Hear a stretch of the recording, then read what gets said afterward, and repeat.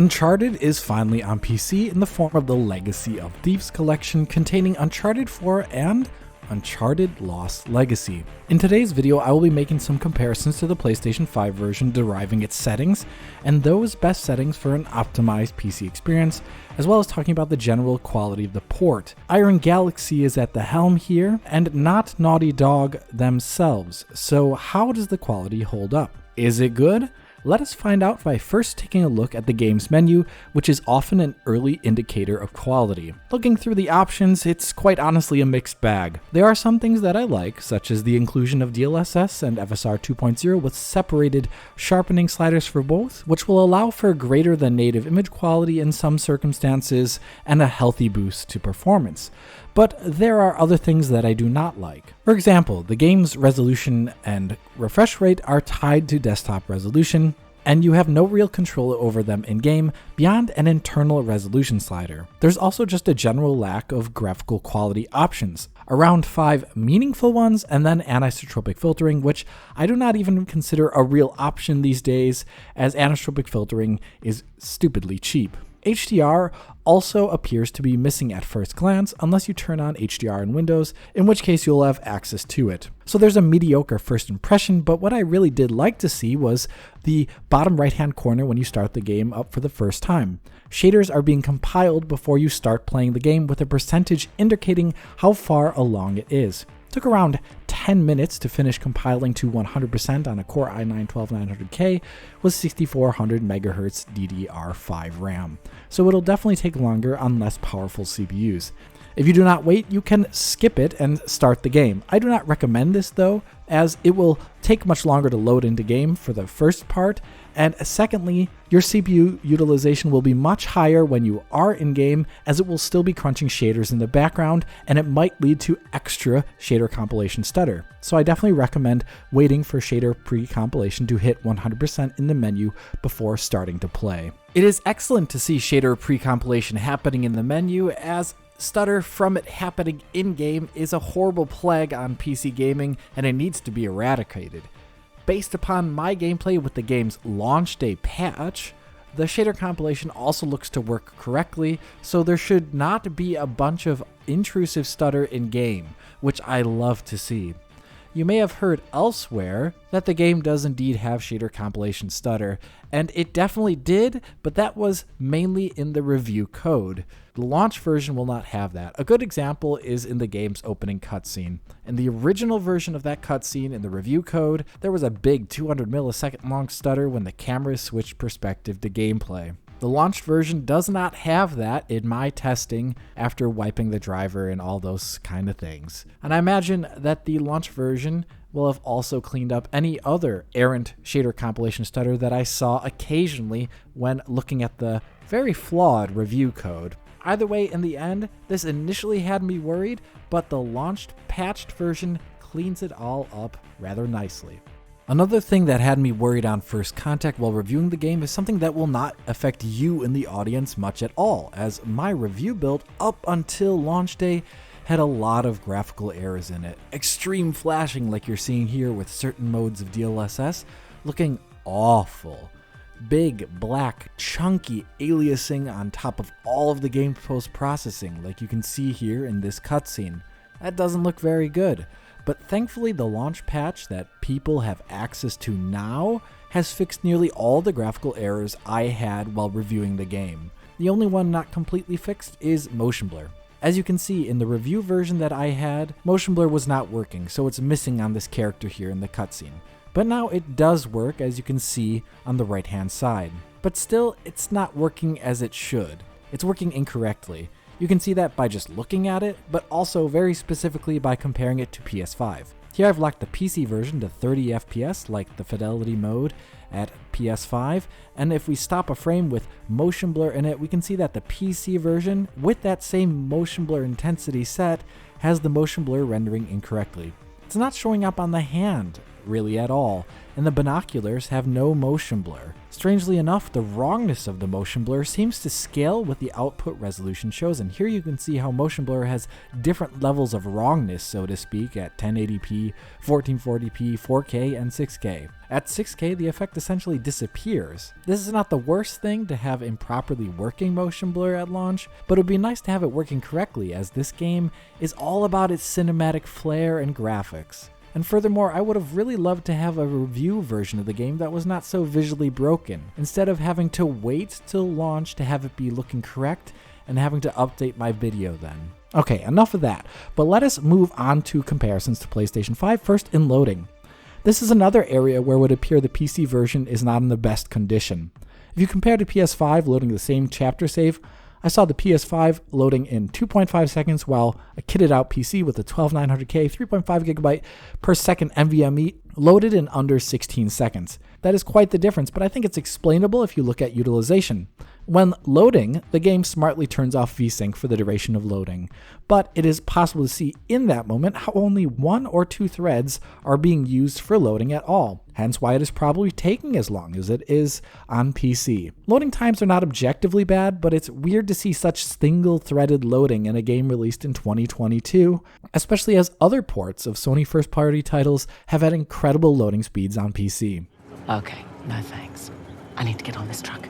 Getting into the few graphical options the game has, I have not been able to closely match the PS5 settings as much as I would like to, and that is because the settings aren't very good. Let me show you what I mean with ambient occlusion. Here it is possible to see rather easily how the PS5 is not using the low setting, as that setting essentially turns off any obvious occlusion. But ultra, high, and medium on PC in 9 times out of 10 look virtually identical. Even in different scenes, they tend to look more or less the exact same. In one of the rare scenes where I could see some differences between medium, high, and ultra, that is right here behind the character's hair, PS5 ended up looking different than all of them and the various presets on PC. So PS5 is some nebulous setting between medium and ultra. While these settings look very similar, they don't perform the same. At 1440p on an RTX 2060 Super, high performs 2% better than ultra, medium 5%, and low 6% better than ultra.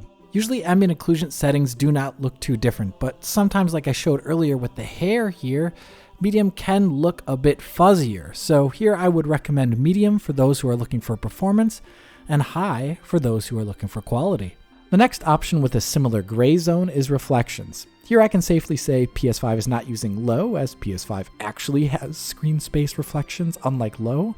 And I can also say it's not using Ultra, as Ultra obviously has more steps in the SSR, leading to a fuller looking SSR. But medium and high look pretty much the exact same on PC, so either PS5 is medium or high. Here going from Ultra to high saves 6%, Ultra to medium that same 6%, and 21% better performance when it is set to low. Here I recommend medium or high, and it doesn't really seem to matter which one. Shadows are a rather simple option to see where PS5 lines up. If you look at the shadow aliasing here, like we can see from the cable's shadow, the amount of bumps correspond exactly with that which we see on high on PC, while Ultra is smoothed out in comparison, and medium and low fall short. On an RTX 2060 Super, going from Ultra to high saves 4%, medium around 11%, and low around 17% over Ultra. Medium offers a nice win here, but I think as that last grouping of shots showed off, there can be less than flattering aliasing there on medium, so I definitely recommend high for my optimized settings. Next up are texture settings. Here, if you put PS5 next to PC, you can see PS5 is either using Ultra or the high setting, which look the exact same in practice.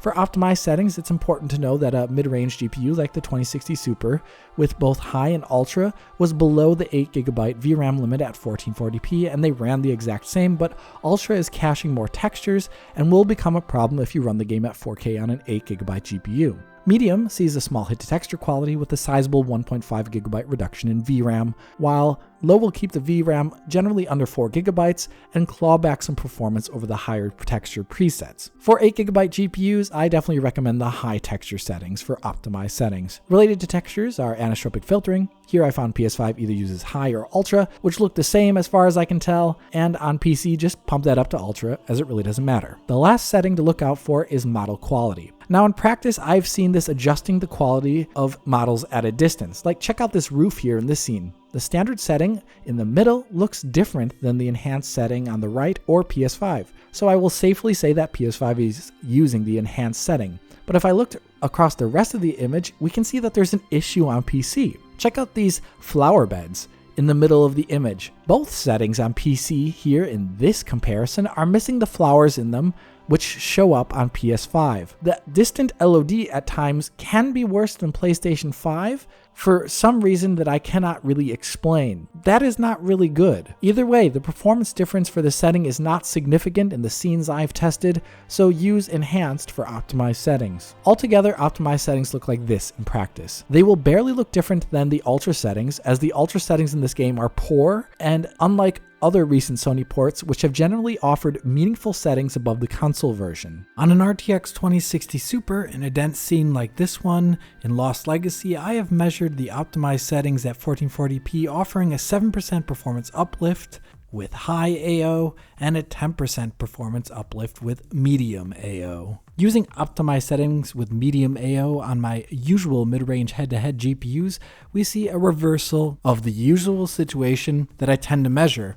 At 1440p, the RX 5700 manages to be around 8% faster on average than the RTX 2060 Super, and I would imagine this AMD advantage would be found across the board with the usual head-to-heads in this title. It's an interesting academic measurement for sure, yet both of these GPUs are right on the edge of 60.